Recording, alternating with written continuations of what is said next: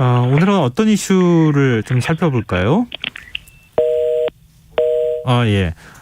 지금 전화 연결하는 도중에 연결이 좀 끊겼습니다. 최근 그 KBS가 단독 표기 기준을 마련했다고 합니다. 지금 언론 매체가 조회수 경쟁을 위해서 단독을 남발하는 과정 환경에서 좀 KBS 보도의 가치를 높이고 내부적인 논의를 체계해야 한다. 그런 차원에서 이제 이런 기준을 마련했다고 하는데요.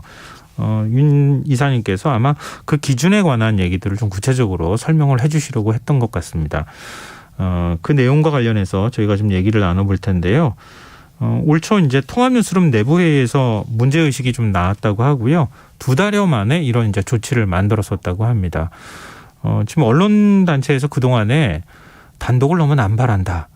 아마 청취자분들도 언론 보도 보시면 아시겠지만 이제 그런 지적들이 많이 있었거든요. 그런 부분에 대해서 세부적인 문제가 뭐가 있는지 대안은 없는지 좀 얘기 나눠보도록 하겠습니다. 이사님. 네. 예, 안녕하세요. 예. 이제 전화 연결이 됐네요. 제가 미디어쇼 어떤 거 살펴보실지 그 내용은 대략적으로 청취자분들께 먼저 전화가 연결이 안 돼 있는 사이에 말씀을 드렸는데요. 네. 요즘 뭐 단독 이런 거 정말 많이 보잖아요. 인터넷에서. 맞습니다. 네. 근데 과거에는 단독 이러면은 이 단독이란 말 함부로 못 달았잖아요. 특정보다 아니면 단독이란 표현 못 썼거든요. 그렇죠. 이 최근에는 그냥 뭐 조금이라도 좀 다르다 싶으면 그냥 단독이라고 하더라고요. 맞습니다. 제가 그러면 하나 퀴즈를 한번 내볼게요. 네. 4가지 정도를 얘기를 할 텐데 이 중에 단독에 해당하는 게 어떤지 한번 말씀해 보세요. 네. 첫 번째, 범죄 혐의자가 도피 중 치킨을 먹었다는 보도. 네. 두 번째, 연예인의 드라마 출연, 열애설, 결혼설, 결별설 같은 보도. 예. 세 번째, 유명인 SNS 게시글이나 인터넷 커뮤니티 글을 처음 보도한 사례. 네 번째, 관계자의 입을 빌린 예측적 기사. 어떤 걸까요? 저한테 물어보시는 거죠? 네. 좀 엄격한 기준으로 말씀드리면은 단독이라고 붙일 만한 게 없는데요. 맞습니다. 사실 언론엔 날마다 단독이라는 붙인 기사를 많이 보셨을 거예요. 네. 그런데 언론진흥재단이 운영한 뉴스 빅데이터 분석 서비스인 빅카인즈에서 검색한 결과 네. 단독이라는 기사는 4월 5일 단 하루에만 보더라도 69건이나 떨어졌어요. 대체로 대통령의 인수위 기사거나 예. 예를 들어 이런 거죠. 이제 단독 노래시키고 이물질 먹게 강요, 소방학교 가혹행위 논란. 단독 자세 고쳐주기자 여자 선수들 쿠쿠 MBC 단독 경찰 공백 밝힐 보디캠 제출 요구 없이 삭제 같은 사회 분야의 취재 기사들을 많이 다루거든요. 근데 네. 단독으로 나오는 보도를 또 이제 읽어드려 볼게요. 매일경제는 단독 디올 이화여대 패션쇼 국내 대학 첫 명품 런웨이 단독 안녕하십니까 SJ입니다. 한종희 삼성전자 부회장 연일 임직원들과 직접 소통, 동아일보 같은 보도자료를 쓰거나 그냥 그런 정보성이 없는 기사의 단독을 표기하기도 하거든요. YTN 같은 경우에도 단독 신용진 2년 열애 연인과 결혼, 평생을 함께할 사람 이런 것에다 단독을 붙인단 말이죠. 예. 이러다 보니 언론이 단독병에 걸린 거 아니냐 이런 얘기도 나오고 있는 실정입니다. 근데 그렇게 해야 시선을 끌 수 있고 클릭수를 유발할 수 있기 때문에 그런 거 아닌가 이런 생각이 드는데요. 네, 그렇죠. 예. 근데 속보하고 단독 기사는 어떻게 구분하는 겁니까? 네. 단독과 속보를 일부를 구별해야 한다는 지적이 나오고 있어요. 남발되다 보니까요. 정현우 세명대 교수는 단독이라 하면 특종이라는 의미인데 이는 다른 언론사보다 먼저 보도하는 것이 아니라 새로운 이슈를 발굴하거나 새롭게 기획해서 새로운 사실을 전달하고 그것을 통해서 이제 사회적 영향을 미치는 것을 뜻한다고 얘기를 하고 있어요. 그래서 한두 시간이 지나면 다 알려질 내용을 먼저 보도했다고 단독이라고 할 수 있는지에 대해서 동의하기 어렵다. 더 큰 문제는 다른 데서 취재한 내용을 약간 윤색해서 새로운 것이 등장한 것처럼 이제 단독을 붙이는데 이는 기사를 인용한 사기다라고 봐야 된다는 비판을 하기도 해요. 네. 그러면서 단독이라는 표현이 충격, 경약과 다를 바가 없어졌다고 얘기를 하는 거죠. 독자를 현혹시키기 위한 산업적 전략 아니냐 이런 평가를 하기도 하고요. 네. 또 속보도 사회적인 의미가 있다면 단독이라고 볼 수 있지만 이제 김익은 한국 언론진흥재단 연구위원 같은 경우가 단독이라고 볼 수 있지만 지금은 단독이 남발되고 있다. 품질을 담보하는 특종에 가까운 단독이 많이 나와야 되는데 10분만 지나면 의미 없어지는 속보와 단독은 차별성이 지녀야 하는데 많이 오용되고 있다라고 지적을 하고 있기도 합니다. 요즘 미디어 수용자들도 정말 똑똑하세요. 다 왜 저러는지 다 알고 있거든요. 근데 일종의 이제 낚시에 자꾸 낚여가지고 단독이라 그러니까 뭔가 대단한 내용이 있는가 보다. 그리고 들어가 보니까 뭐 별 내용 없는 걸 단독이라고 하네. 그러니까 상대적으로 언론의 신뢰도가 떨어지는 거잖아요. 맞습니다. 언론진흥재단이 조사한 것도 있다면서요. 네.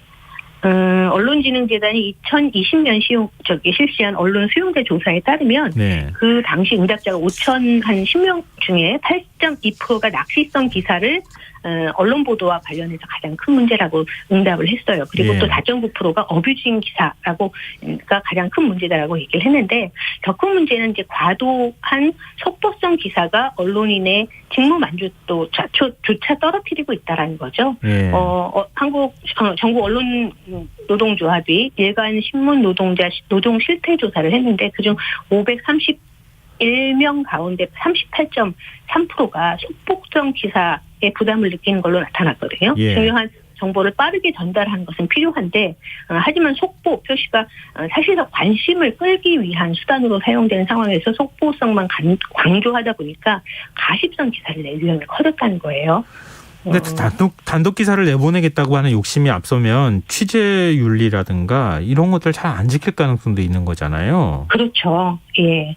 아마도 많은 분들이 기억을 하고 계실 텐데요. 지난 2020년 조선일보가 유족이 원치 않았는데도 예능인 고 박지선 씨의 모친이 남긴 유서 형식의 메모를 단독으로 보도해서 논란이 된 적이 있었어요. 당시 네. 조선일보는 본지 취재 결과 또는 본지 취재 결과를 종합하면 그와 같은 표현으로 박지선 씨 어머니가 남긴 것으로 알려진 메모의 내용을 공개했는데 이 같은 태도는 사실 중앙 자살 예방센터의 권고와 한국기자협회의 자살부도 권고 준칙조차 지키지 않은 거거든요. 네. 그래서 당시 박지선 씨 사망 사실이 알려진 당일에 각 이제 중앙 자살 예방센터는 각 언론사 사회부, 연예부, 전국부에 사망 사건 자제 요청을 좀 했고요. 예. 그리고 이를 보도할 때에도 그 권고 주침에 준수해달라고 이야기를 했습니다. 그리고 유명인 사망 사건에 대해서는 사회적 파급 효과가 클 수가 있으니까 네.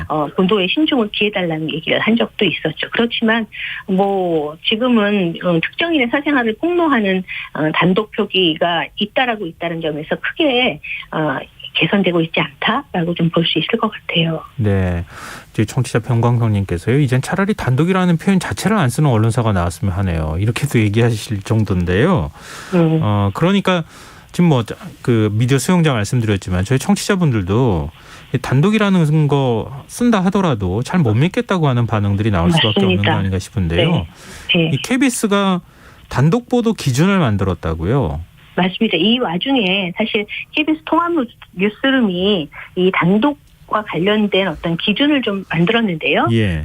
KBS의 경우에 보도할 때 단독 표기를 거의 하지 않고 있고 포털 등 디지털 플랫폼에 출고할 때도 상대적으로 단독 표기가 엄격하다. 그럼에도 불구하고 이용자들이 단독 표기에 대해서 의문을 제기하거나 부정적인 의견을 제시하는 사례가 많이 발견됐기 때문에 이제 체크리스트를 이제 마련을 했다고 해요. 그래서 네네. KBS 같은 경우에는 독점적 독창성이라는 분류와 그다음 중대성, 그다음에 명확성 이 세 가지 분류를 가지고 독점적 독창성에서는 해당 사안을 다른 언론사보다 먼저 보도하는가, 취재원 또는 자료를 독점하고 있는가, 아니면 네. 독창적인 해석 또한 기획인가라는 부분으로 체크를 하고 중대성이라는 부분에선 국가 정책이나 사회에 의미 있는 영향을 줄 수 있는가, 이해 당사자 규모가 상당하거나 반복될 수 있는 구조인가, 사회 구성원들이 중요하다고 인식한 사안인가, 또 명확성이라는 분류에서는 정보의 출처와 취재원 정보를 제시하는가, 그리고 진위를 확인할 수 있는 정확한 정보를 사용하는가라는 부분을 가지고 기사를 쓰는 사람이 체크리스트를 해서 여기에 단독이라는 명칭을 어떻게 붙일 것인가를 계속 책임자와 또 당사자 간의 의견이 엇갈린다면 예. 뉴스 전문 위원실에서 판단을 하게 한다고 하고 있어요. 그럼 보도를 하고 난 다음에 그러니까 보도를 내보내기 전에 이 체크리스트에 체크를 해보고 여기에 부합하다 그러면은 단독이란 표기를 달고 아니면 단독이란 표기를 달지 말자. 만약에 의견이 엇갈리면 뉴스 전문위원실에 판단을 맡겨보자. 뭐 이렇게까지 얘기를 한다는 거잖아요. 맞습니다. 이 KBS 단독 보도 기준, 이 아무래도 이제 시민단체 입장에서는 달리 볼 수도 있는 측면이 있을 것 같은데 어떻게 평가하십니까? 지금 아까 처음에 말씀드렸던 어떤 이용자 입장에서 얼만큼 뉴스의 중요성이 있는가, 그리고 이것이 얼마나 알 권리와 관계가 있는가, 그리고 이런 측면에서 언론사 내부에서 이걸 체크를 한다라는 것은 대단히 의미 있다고 보여집니다. 그리고 이런 어떤 그 단독 표기에 대한 어떤 기준이나 내부의 시스템을 다른 언론사에서도 계속 이렇게 같이 쓸 수 있도록 하는 것은 굉장히 의미 있게 이제 확산돼야 될 지점이라고 생각이 들어요. 왜냐하면 체크를 한다는 것 자체는 내가 쓴 기사에 대해서 얼만큼 이것이 단독을 붙일 것인가를 보지만 내부에서 또 그런 문화를 갖고 있다는 것, 또 그것이 또 국민의 알 권리와 얼마나 부합되느냐를 확인하는 건 되게 의미 있다고 보여지거든요. 그런 측면에서 이 뉴스가 이미 이용자들도 아시다시피 이것이 조회수를 올리기 위한 것이냐 아니면 정말 의미 있는 것인가를 갖다 알고 있기 때문에 언론인들 스스로서 내부에서 그런 리스트를 갖고 있고 그것을 스스로 같이 평가한다는 건 되게 의미 있다고 보여질 수 있습니다.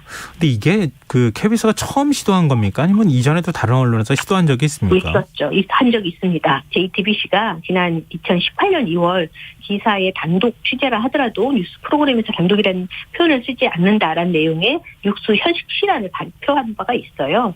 당시 JTBC 보도국은 단독 기준을 엄정하게 논의를 해왔으나 기준 자체가 모호할 수 있다는 판단 아래 아예 사용하지 않겠다라고 얘기를 했거든요. 네. 그 했던 배경에는 뉴스타파가 단독 보도한 이대 목동병원 주사 처방 실태 보도를 같은 내용으로 같은 날 보도하면서 단독을 붙여서 논란이 빚었다는 말씀이에요. 그래서 이제 당시 김경래 뉴스타파 기자가 자신의 페이스북에 이 기사는 김성수 기자가 부모님 한 분 한 분 설득하고 읍소해서 기록을 받은 뒤에 한 장 한 장 분석해서 확인한 내용이라고 비판을 했어요. 예. 그리고 단독을 붙이지 않겠다고 했는데 JTBC의 결심은 2년 8개월 만에 이제 무너졌어요. 왜냐하면 지난 2020년 10월 JTBC는 단독을 다시 부활시켰는데 미디어오늘에 따르면 JTBC는 누가 최초 보도했는지를 구분할 필요가 있다며 이목이 집중되는 사안에서 또 새롭고 중요한 취재 내용이나 사회적 의미가 큰 내용, 또 탐사 또는 팀층 보도물 등 엄격한 기준을 적용해서 단독 표기를 달기로 했다라고 이렇게 이야기를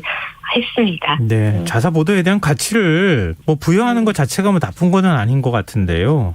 이렇게 자꾸 언론에서 뭔가 문제가 있다고 하면 새롭게 시도하는 노력을 계속해야 되지 않을까. KBS 시도가 의미가 있으려면 KBS 내부에 또 노력도 필요하지 않을까 이런 생각이 드네요. 네, 오늘 말씀 여기까지 듣겠습니다. 지금까지 미디어 직설 언론인권센터 윤여진 상임이사와 함께했습니다. 오늘 말씀 고맙습니다. 네, 감사합니다. 네, 김성환의 이사야는 청취자 여러분들의 참여 기다리고 있습니다. 저희 또 청취율 조사 기간을 맞아서 평소보다 많은 분들께 선물 드리고 있으니까요. 적극적으로 의견 많이 보내주시기 바랍니다. KBS 라디오 김성환의